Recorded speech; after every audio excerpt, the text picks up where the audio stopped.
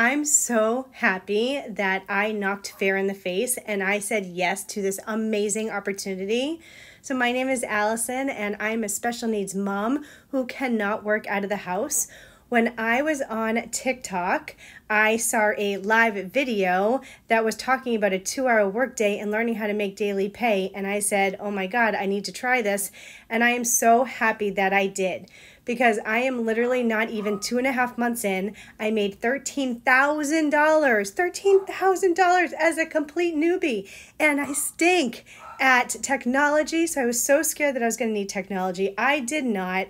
So I'm just saying it has been such a dream come true. This community that we have got added into is absolute gold.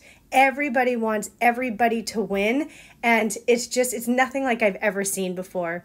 So I'm just so happy that I said yes to this, that I'm learning absolutely all the skills that I need, and I know when I look back at this a year from now, I'm going to be a part of that $1 million club. So it's amazing. Very, very amazing. I'm so happy I said yes.